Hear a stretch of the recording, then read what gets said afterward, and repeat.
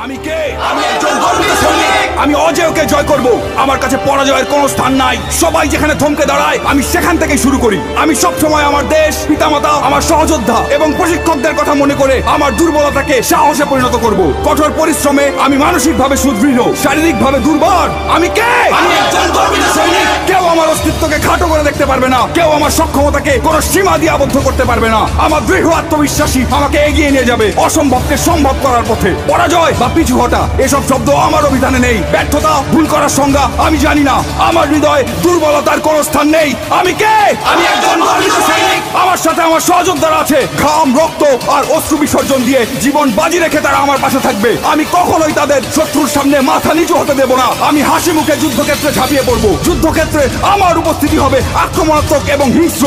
শত্রু আমাকে দমিয়ে রাখতে পারবে না। আমি কে?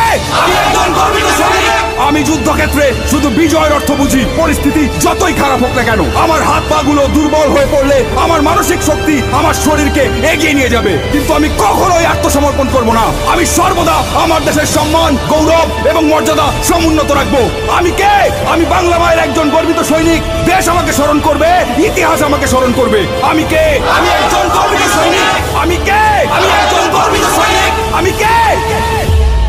আমি একজন